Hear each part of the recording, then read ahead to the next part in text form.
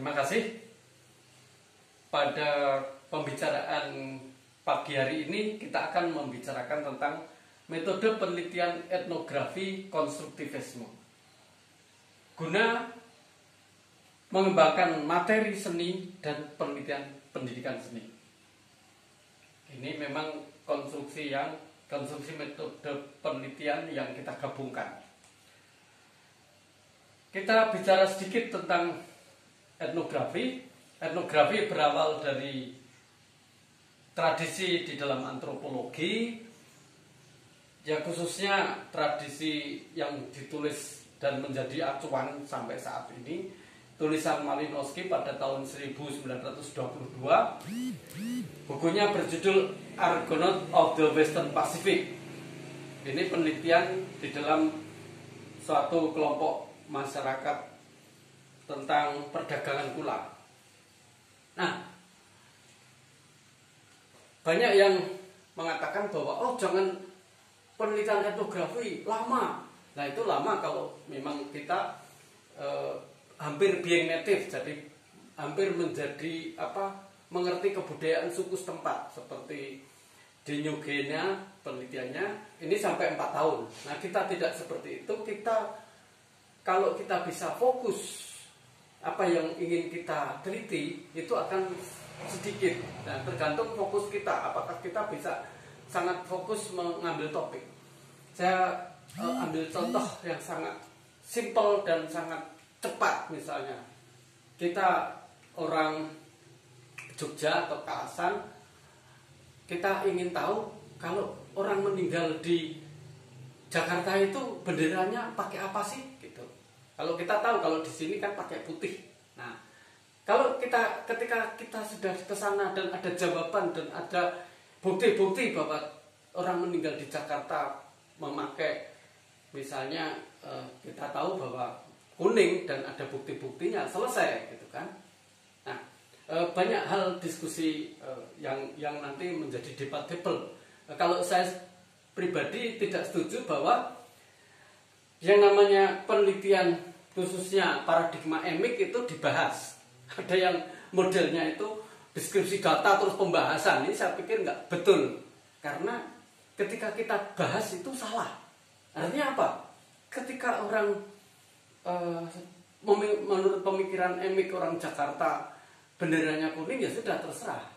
Kita hanya mengungkap mengapa benderanya kuning. Jangan dibahas, wah ya orang Jakarta bodoh. Nggak kayak orang Klaten. Orang Klaten itu merah kan berarti sudah wafat dan seterusnya. Atau putih itu berarti ke alam keabadian dan seterusnya. Jadi, maka saya tidak setuju kalau itu dibahas. Ya. Tapi bagaimana gagasan itu kita ungkap, maka gagasannya adalah gagasan emik. Karena kita belajar dari subjek masyarakat setempat. Nah, ini yang perlu dijelaskan. Nah, kita sering terpapar oleh model penelitian deskriptif, kualitatif yang survei dan seterusnya, yang ada paparan datanya, kemudian ada pembahasan. Oke, ini kita agak melenceng sedikit, tetapi tak apa untuk menambah diskusi kita bersama. Baik, etnografi simple. Grafi itu tulisan, etnis itu masyarakat. Jadi bagaimana kita menulis tentang masyarakat setempat. Nah, tentunya nggak mungkin kita menulis itu dengan masyarakat yang sangat luas. Ini akan lama lagi. Jadi bagaimana kita boundary lingkungannya kita batasi. Oke.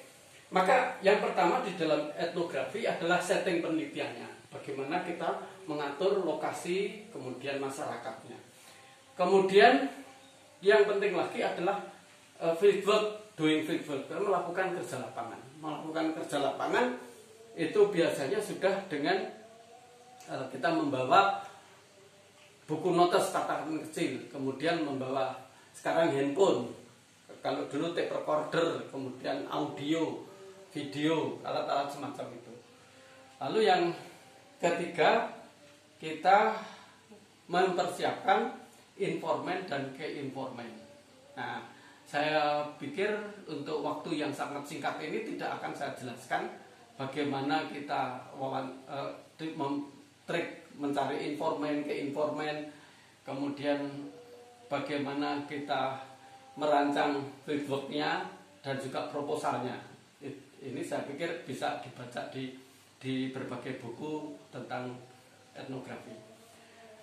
Kemudian wawancara, ya, wawancara ini sudah kita desain ya, sesuai dengan fokus penelitian.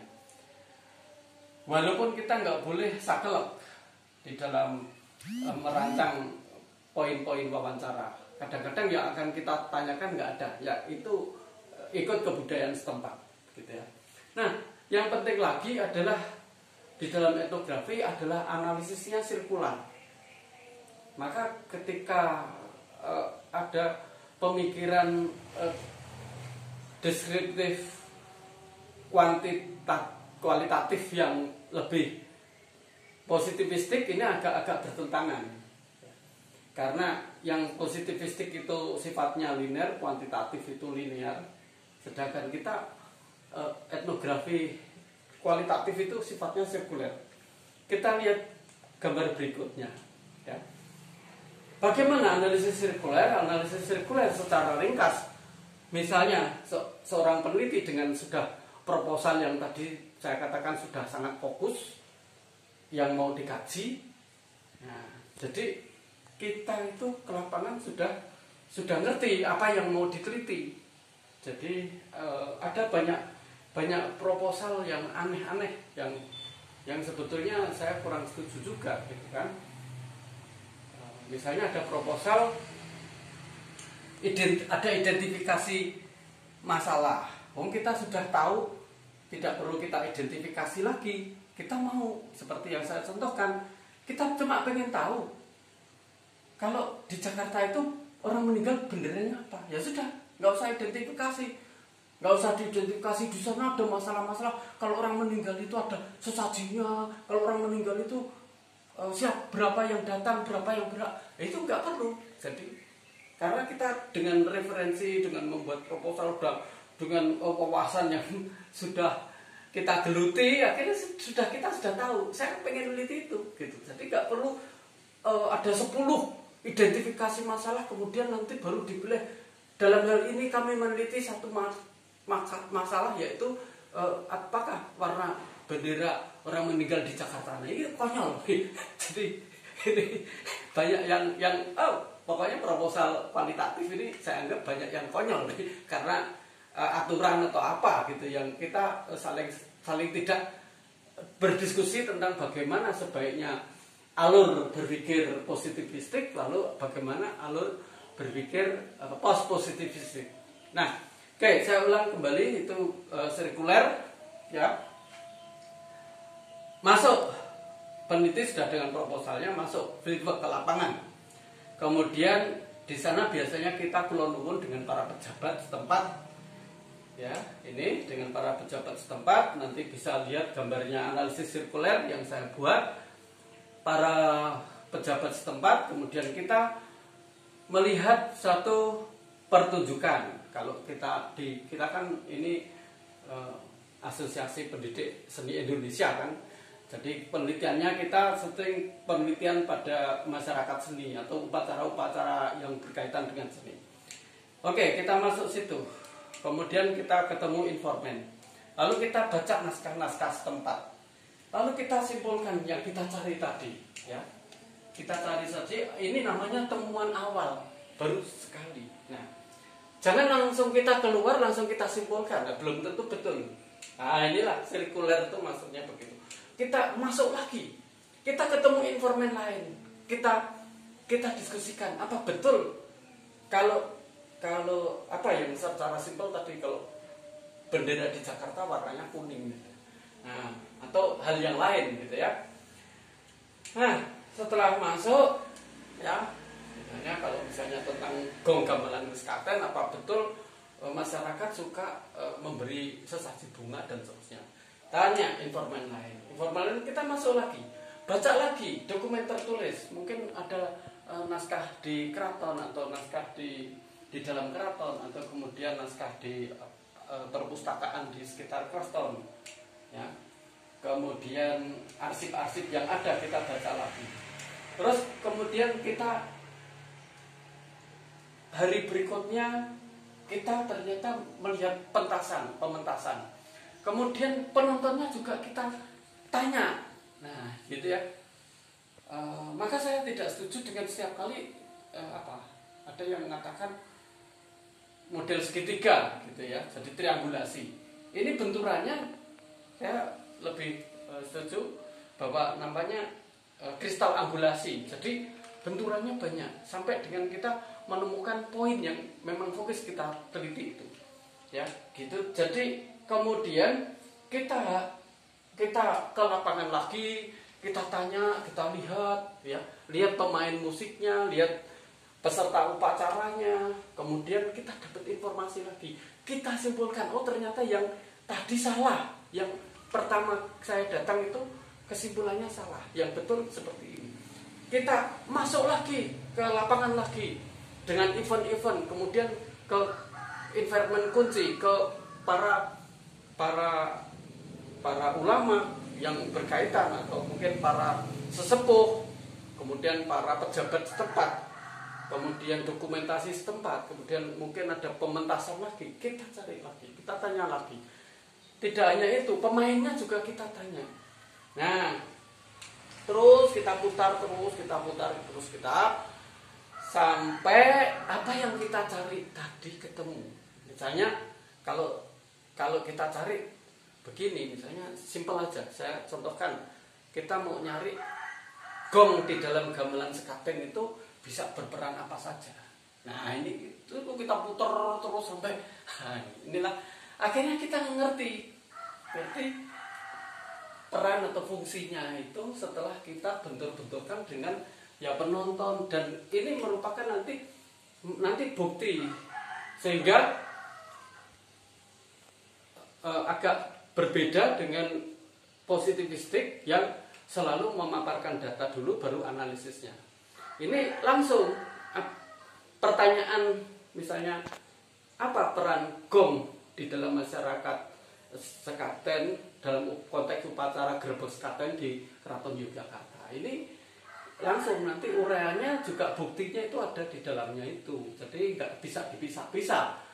Kita tulis dokumentasinya dulu, kita tulis fotonya, kita gambarnya, datanya, baru kita analisis. Nah ini logika yang kurang tepat. Ini sekaligus ya diskusi bersama. Monggo nanti kalau ada yang teman-teman mau tanya atau apa. Baik, setelah itu sampai dengan yang kita cari ketemu. Dan kita olah lagi, kita tanyakan ke informan, betul, kelihatannya seperti itu jawaban yang tepat. Lalu kita bisa mulai menulis. Ini sekilas bagaimana kita melakukan etnografi dan temuannya, fokus tujuan penelitian kita bisa kita pertanggungjawabkan. Berikut, nah ini kita akan memadukan filsafat konstruktivisme. Jadi begini, saya menulis buku tentang paradigma kualitatif. Nah, ada juga yang tidak setuju. Wah, ini kan cuma paradigma mosok untuk penelitian. Nah, begini, semuanya itu berawal dari paradigma filosofis. Ketika kita bisa mengurai, ketika kita bisa memilah-milah, dan itu menjadi perilaku sebagai kacamata atau sebagai kaca pembesar untuk melihat masyarakat, ini menjadi metode. Maka saya katakan metode kualitatif itu tidak hanya dua, misalnya ya, hanya etnografi sama fenomenologi.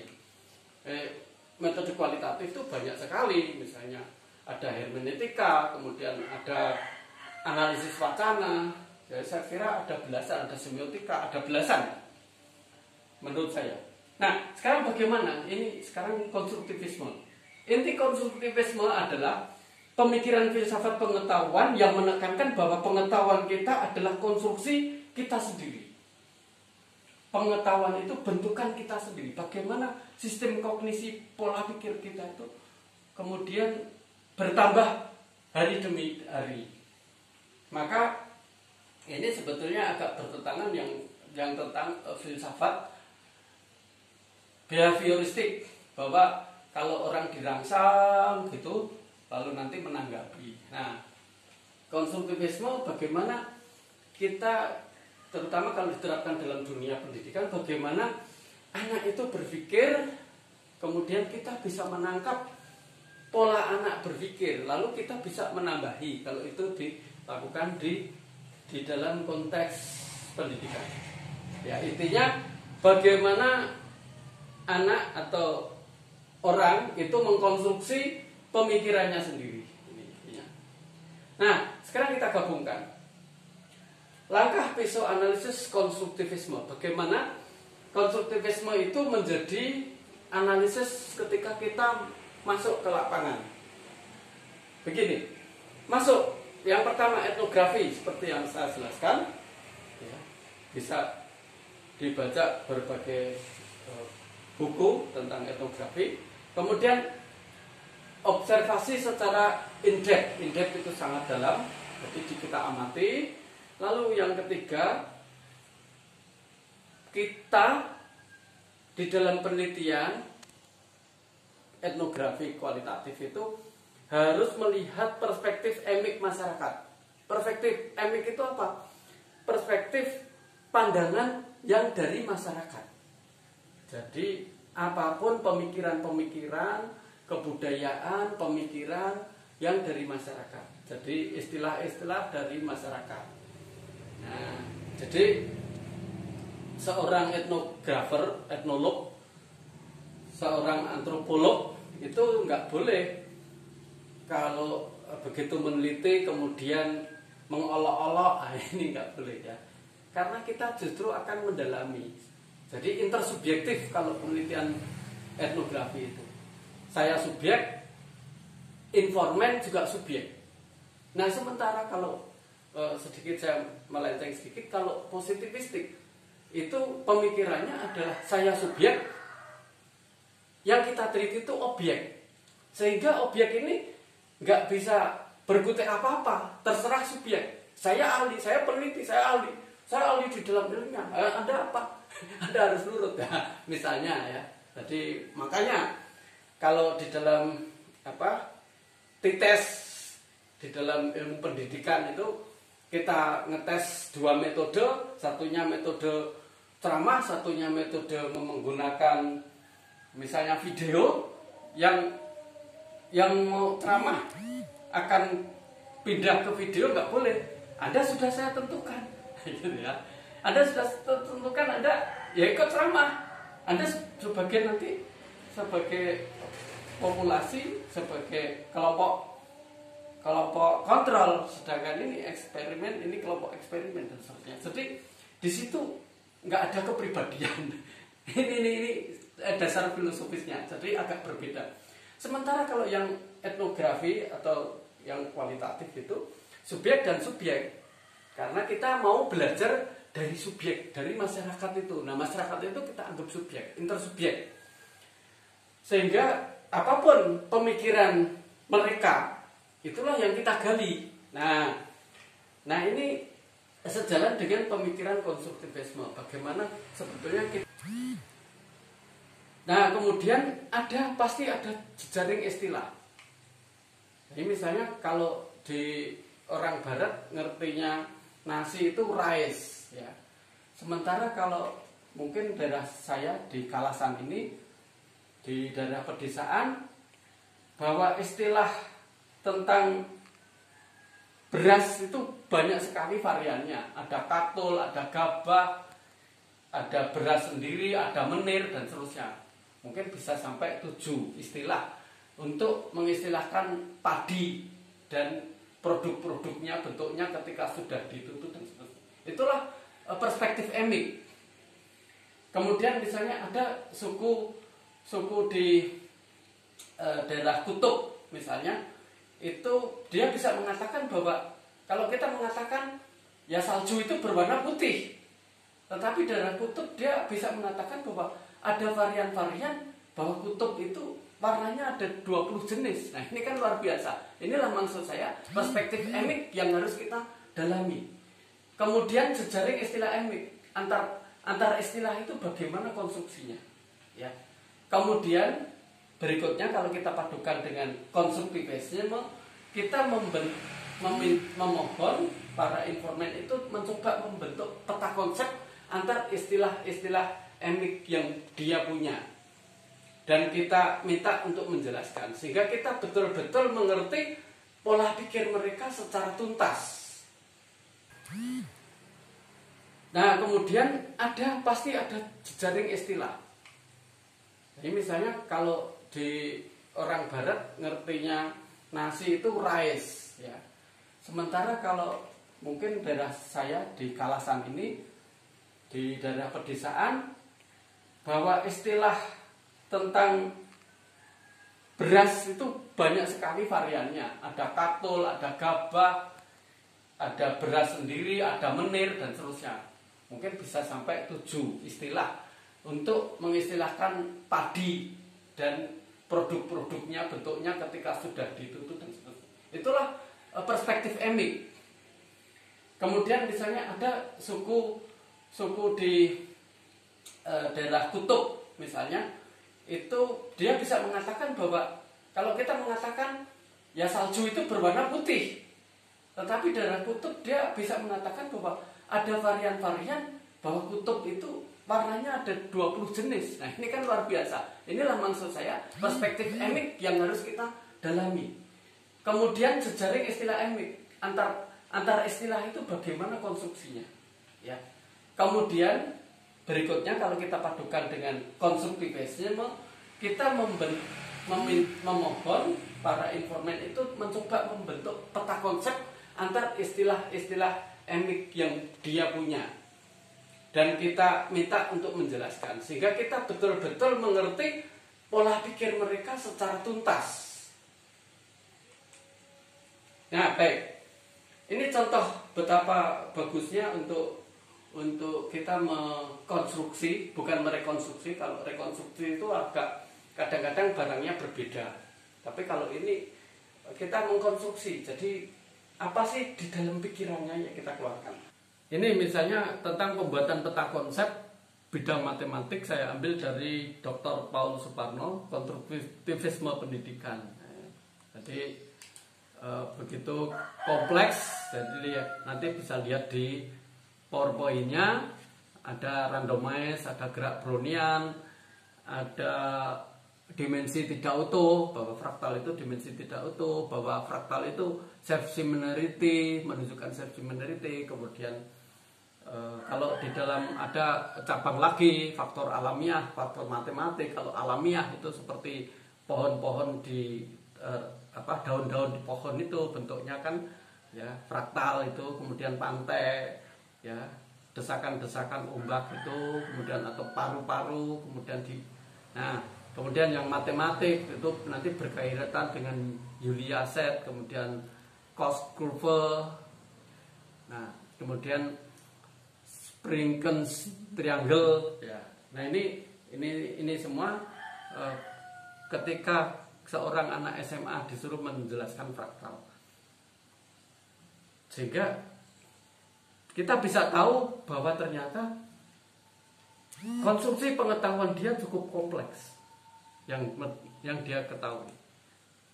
Nah, sekarang bagaimana alur proses etnografi, mengetnografi konstruktivisme? Satu peneliti masuk terjun di dalam ini ke etnografi, kemudian masuk ke mengobservasi informan dan informan, masuk ke relasi jejaring emik, ya, istilah-istilah kita dapatkan ketika kita di lapangan di satu masyarakat yang kita teliti dalam konteks upacara atau dalam konteks pentas seni atau apa. Kemudian membuat peta konsep. Jadi dengan informan ini kita harapkan kita secara halus, kita secara pandai-pandainya untuk berkomunikasi, akhirnya dia bisa menggambarkan peta konsep tentang yang kita teliti. Nah, kemudian kita mulai mendeskripsikan konstruksi pengetahuan mereka. Ya, seperti biasa kita terus secara sirkular kita ulang-ulang lagi sampai akhirnya kita menemukan penarikan kesimpulan dan penulisan etnografi lapangan. Nah, saya contohkan terapan contoh etnografi konstruktivisme. Misalnya di dalam penelitian tadi saya tunjukkan di muka, kita ingin tahu bagaimana sih konsep gong di dalam gamelan sekaten, dalam upacara grebek sekaten di Yogyakarta. Nah, ini sangat karena waktunya kita terbatas, jadi nanti lihat saja jejaring-jejaring pada PowerPoint bahwa ternyata ini bisa, kalau saya jelaskan ini bisa satu buku sendiri ya, jejaringnya dan konstruksi emik jejaringnya dan istilah-istilah terminologinya dan saling kaitannya, ini bisa satu buku sendiri. Padahal yang diteliti cuma gong. Nah, gong kita lihat itu ada masyarakat yang memberikan sesaji dan seterusnya ya. Kemudian gong, mengapa gong? Ada yang mengatakan gong, mengapa gong berhubungan dengan kerajaan? Ya, karena gong sebagai representasi raja, representasi manunggaling kaula Gusti. Ya, karena susah rakyat kecil ketemu raja ya sudah gong itu ya. Atau gong itu maha agung itu ya sang yang agung, Allah yang maha kuasa. Kemudian kerajaan itu mengerti masyarakat sebagai wakil dari Maha Agung itu, representasi dari Maha Agung. Kemudian sang raja memiliki kuasanya, memiliki